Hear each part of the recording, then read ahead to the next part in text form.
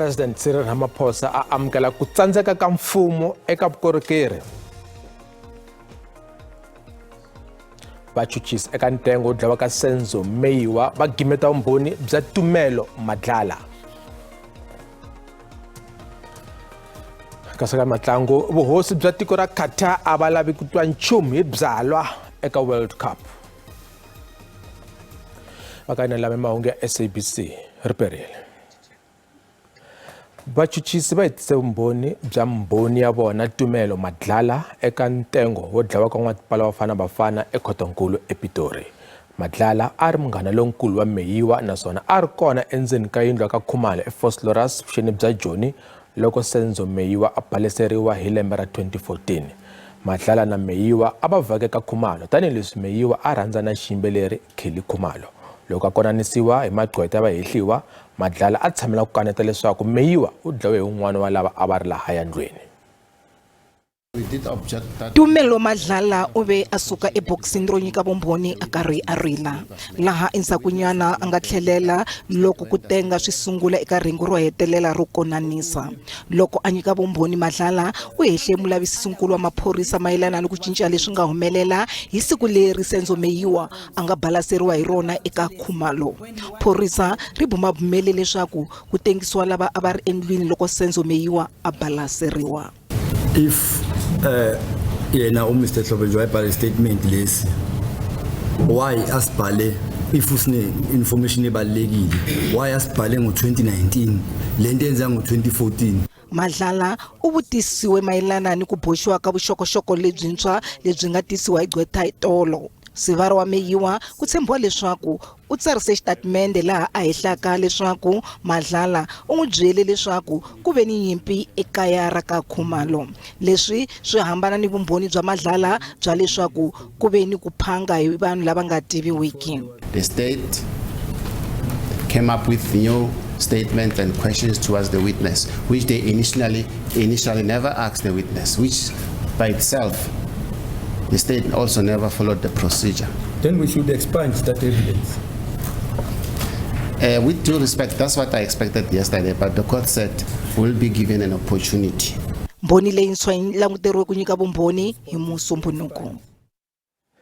Vakhandli va nhlonge enkosini wa Xifanyetana u Lebogang Musime va ri va ta khunguvanyeka kumbe va khunguvanyeka ngopfu loko ka ha ri na vanhu lava sindzisaka leswaku timbyana ta pitbull i swifuwo swa le kaya. Xifanyetana u Lebogang xa nhungu wa malembe u lumiwe no dlawa hi pitbull ya muakelani eBloemfontein vhiki leri nga hela. N'wana u lahliwe namuntlha. Va twa ku vava swinene. Rifu ra xitshuketana ra Lebogang Musime ri siye timbanga embilwini. Vayoweri va twe hi laha vana se va chavaka ku tlanga emajarateni ya vona. Vana na vaakelana va vavisekile emoyeni endzhaku ka nhlaselo wo chavisa eka n'wana hi mbyana ya pitbull. Va vula leswaku rifu ra Musime ri vange hi vusopfa bya n'wini wa mbyana naswona vaakelana va fanele va nga vi na xungeto eka vona. Roaming around, and we didn't have a privilege or freedom around our houses. So that is why I was talking about the neighbor. Or a neighbor, what kind of a person is a neighbor? If you respect other people, if you take their advices, if you listen to their cries, you are a good neighbor. But if you disrespect other neighbors, you are not a good neighbor. Ku vulavula hi siku ra Mahungu swa ha vava swinene eka vandyangu. Tiva wanted to show us something as people. It's a pity that it had to happen to you, it's a pity that it had to happen to you. But I think Tiva wanted us to look at each and every one of us, look at ourselves, do some introspection, and believe and understand that life is too short. Masipala nkulu wa Mahungu va tsundzuxe leswaku va le ku simekeni ka milawu ya ku sirhelela vaaki. Kusukela hi Sunguti swi nge hi olovi ku ri u va na mbyana u nga ri na maphepha ya mpfumelelo. It's owners. How do you own a dog when you are not even trained? How do you own a dog when you are not even paying a license for it to keep it? So that you have the guidelines of our bylaws on how you should behave with that dog of yours. Nobody. As from now on, as I'm standing here, As from January, nobody will own a dog without a license. xikolo xa le hansi xa Roseview na xona xi vavisiwe swinene hi rifu ra n'wana. Musimi u kume xitifiketi xa ku tirha kahle eka grade 3 siku a nga se hlaseriwa.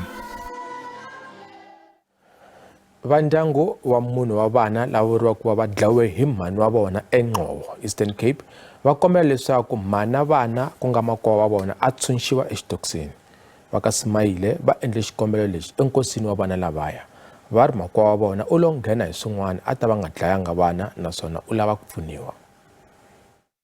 We are working on providing psychosocial support to our people, protect them at all. We can take kids if a parent is feeling under pressure. Don't kill our kids. Don't destroy them. They are our future.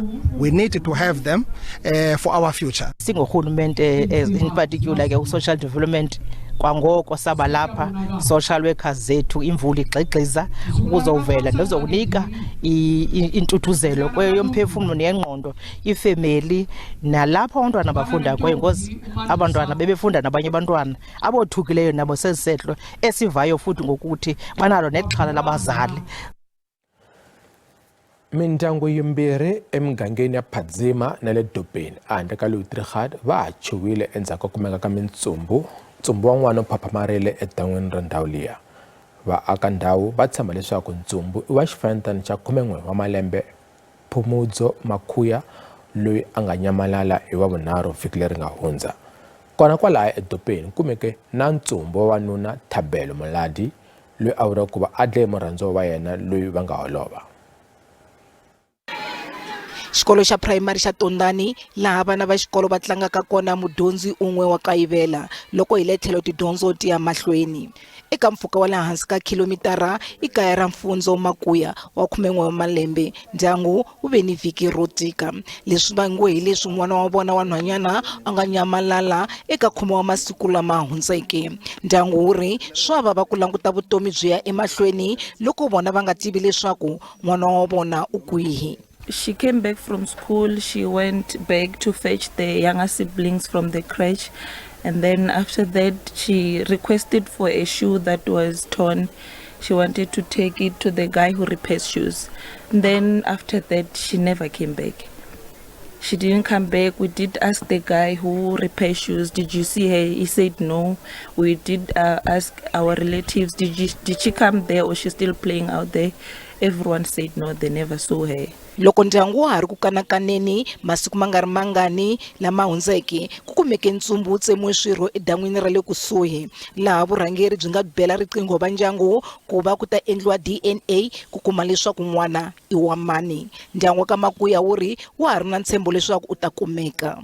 There is a body that was found in the nearby river, but as a family we do believe that she's still out there. And we're still waiting for the DNA test. Hopefully the DNA test will come back negative. Exitandini xa le kusuhani xa Dobeni ndyangu wa ka Muladi wu le kusuhi ni ku va na nkosi wa n'wana wa vona wa xisati Tumelo Madlala ku hehliwa leswaku u love emavokweni ya murhandziwa wakwe. Muladi wa 32 wa malembe hi vukhale ku vuriwa leswaku u tlimbiwe mikolo ku kondza afa. Ntsumbu wakwe wu kumeke etlhelo ka patu. Ndyangu ka Muladi wu ri murhandziwa wa n'wana wa vona u tshame a khomiwa mayelana ni swihehlo swo ba ni ku pfinya mufi. Waba una history ya tsikhakhati ku bva kha ana abakhazini yanga ndi Tumelo Muladi he mthangana wawe ono ane umulaya abadushikelera diba na case ya vo faralo yone ndi ya rape. Loko ndyangu un'wana wu ri ku lulamiseleni ka ku lahla n'wana wa vona hi le tlhelo un'wana u tama wa ha ri na ntshembo leswaku u ta kuma mahungu ya mayelana ni laha n'wana wa vona a nga kona. Nhlangano wa vaaki Really Men Foundations wu ri vavanuna va chava ku vulavula. It seems like men are very angry to the point that when they face challenges at home with their children, with their spouse, with their wives and stuff, they don't have really a solution, just to come up with a solution to solve the problem. Ku ya hi maphorisa a ku si khomiwa munhu mayelana ni ku dlayiwa ka Tumelo Madlala ni ku nyamalala ka Mfundzo Makuya.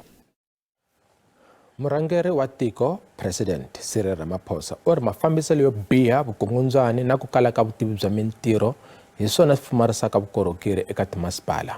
President a vulavula na huvo ya swifundzankulu ya palamende leyi a yi tshame ePort Shepstone eKwaZulu-Natal. U ri mfumo wu fanele ku tirhana na mintlhontlho eka timasipala. Hi ku fika kakwe u amukeriwe hi malwandla hi vaaki va ndhawu liya, kambe a swi nga ri tano eka swirho swa vandla ra Economic Freedom Fighters ku nga EFF lava nga n'wi yevutela swinene. Honorable Luthuli, I've warned you. Chairperson, it's a point of order. I've warned you. What's the point of order? Chairperson, awukwazi ukuhlala lapho usicindezele ukuthi ngeke usasivumele isikhulume. What is your point of order? Chairperson, awukwazi ukwenza lokho. Awunawo amandla. Xiviko xakwe xi vuye xi kavanyetiwa hi swirho swa EFF lava n'wi hehlaka hikuva a tlule nawu ehenhleni ka mhaka ya Phalaphala. Loko a hetelela kota ku vulavula, Ramaphosa u sole swinene xiyimo xa vukorhokeri eka timasipala a vula leswaku kambe mfumo wa karhi ku endla hi laha u kotaka hakona ku herisa swiphiqo leswi. Kwangathi igebengu zonke zihlangane la komasipala ngoba kulapho imali intshontshwa khona. That is why we should welcome the new laws that we are putting in place, laws that are going to enhance accountability. Amongst others, the laws will disallow municipal officials from also holding political office. It defines competency criteria for appointments of municipal managers and strengthen. Nhlengeletano ya mune wa masiku yi veke erivaleni nkayivelo wa swa vukorhokeri ehansi ka masipala nkulu wa Ugu, mhaka yo fana na mphakelo wa mati na swin'wanyana swa vukorhokeri bya nkoka. Vaaki va tlhela va vilela hi magondo lawa nga hlakala swinene, vugevenga lebyi nga henhla na ku tsandzeka ka maphorisa ku landzelerisa nawu. Ramaphosa u tlhele a nyiketela leswaku mfumo wu ta tlherisela vaholobye eka ndhawu liya ku nga ri khale ku languta eka swirilo swa vaaki. U ri va masipala va fanele va timekela swipimelo swa ku tiva leswaku va ta endlisa kwini ku kuma vuvekisi. Hambileswi a amukelaka leswaku vunyingi bya matiko ya Afrika ya fanele ku endla swo tala ku tiyisisa mhaka ya swa vuhumelerisi bya nhundzu, u ri maAfrika-Dzonga na vona va fanele va titoloveta ku xava nhundzu ya laha kaya. Palamende yi vile na minjhekanjhekisano vhiki leri. Njhekanjhekisano a yi katsa ku cinciwa ka nawu wa mavhotelo. Palamende a yi langutene na xiviko xa vativi mayelana na Phalaphala, kambe a swi havangi tano. Xiviko xa vulavisisi mayelana na ku President Cyril Ramaphosa a fanele ku hlamula swivutiso swin'wana mayelana na ku yiviwa ka mali ya $1 epurasini ra yena ra Phalaphala hi 2020 a xi languteriwe ku yisiwa ePalamende hi siku ra 17 n'hweti ya leyi, kambe nkarhi wu ve wu hundziseriwa ka siku ra 30 n'hweti ya leyi endzhaku ka loko xikombelo hi mutshamaxitulu wa huvo ya vulavisisi khale ka mahlorinkulu Sandile Ngcobo. Xiboho xi tekiwe hi nkarhi wa nhlengeletano ya komiti ya minongonoko ya Palamende xikan'we na mhaka ya ku cinciwa ka milawu ya mavhotelo leyi hakaneriwa. Sweswi mhaka leyi le ku kaneriweni eka huvo ya swifundzankulu. Palamende yi fanele ku hetisa mhaka leyi ku nga se fika siku ra 10 n'hweti leyi taka ku ya hi laha va nga vekeriwa hi kona hi khoto ya vumbiwa. We are suggesting, having followed due processes in terms of consultation, that the 6th of December, a hybrid mini plenary sitting of the House must be scheduled to deal with those matters. Vhiki leri komiti ya swa tidyondzo ePalamende na yona yi andlele na wumbisi eka timhaka ta dyondzo. Na wumbisi wu hi mayelana na ku tsariwa ka vadyondzi na tindzimi leti tirhisiwaka eswikolweni. Na wumbisi wu le ku soriweni laha ku hehliwaka leswaku ku kongomisiwaka ku tekela ti-SGB matimba yo teka swiboho swa matsariselo ya vadyondzi xikan'we na tindzimi eswikolweni. Nhloko ya nhlangano wa matiko UN Antonio Guterres u tsundzuxe matiko lama nga nghenela nhlengeletano ya misava mayelana no cinca ka maxelo ya COP27 eGibita leswaku misava yi va langutile. Guterres u va kombela ku tlhela eka rikwavo va ya endla ku ya hi laha matiko ma nga twanana kona ku pfuna ku lulamisa xiphiqo xa ku cinca ka misava emaxeleni kumbe ku cinca ka maxelo emisaveni. Nhlengeletano yi fika makumu namuntlha. Va le ku hlongorisaneni na nkarhi ku ri va heta mikanerisano tanihileswi ku nga sala tiawara leswaku nhlengeletano yi fika emakumu lava nga veka tihlo eka mikanerisano va na ntshembo. I think there's been a greater voice that emphasize the need for developed countries to support developing countries, not just through loans that we see being announced, but through support that is dedicated, because partly the global warming can be attributed to the countries that are developed. President wa Nhlengeletano ya mbango ya 27 u veke swilo erivaleni. While some of the discussions were constructive and positive, others did not reflect the expected recognition of the need to move collectively to address the gravity and urgency of the climate crisis. The mitigation work program is yet to reach the desired outcome. Adaptation is still held back by procedural matters. Ambitious outcomes on finance have not yet materialized. And on loss and damage, parties are shying away from taking the difficult political decisions. Matsalana nkulu wa nhlangano wa matiko ya tixaka UN u vuyile eEgypt endzhaku ka ku vulavula na nhlengeletano ya matiko ya G20 eBali eIndonesia vhiki leri, naswona u le ku susumeteni leswaku ku va na swo khomeka leswi humaka eka nhlengeletano leyi. The climate clock is ticking and trust keeps eroding.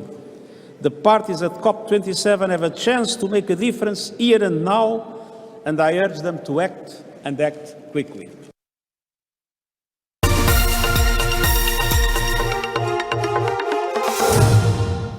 Alangton kortimaketa tipfale njhani namuntlha eJSE. Randi bebekile loko yi pimanisiwa na timali ta matiko yan'wana ya misava. Nxavo wa dolara i 17.28, pondo i 20.56, euro i 17.88, kasi pula ya Botswana i 1.33. Minkabelo eka JSE a yi ri ehenhla namuntlha. Nsuku i $1,759 a ounce, platinum i $987 a ounce, oil mbisi i $86.18 hi mphongolo.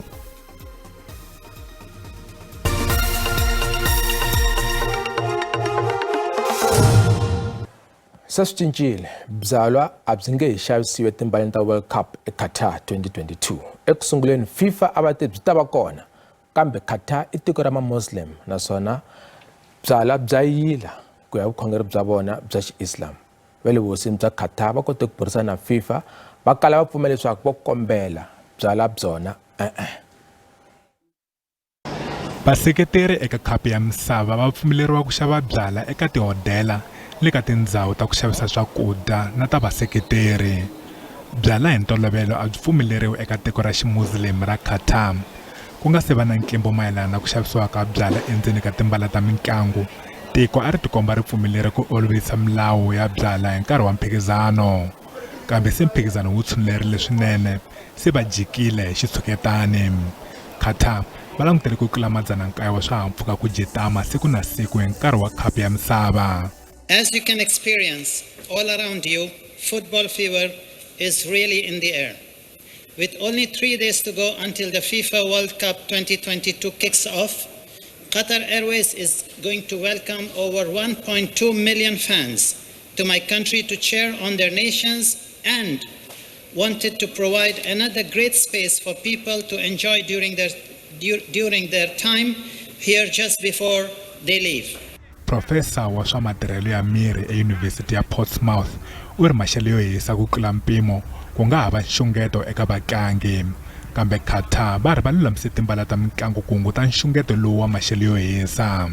Really the only option in this scenario is to reduce the amount of exercise you do, and that may well benefit soccer teams that come from hot countries because they have already learnt how to play the game and accommodate heat.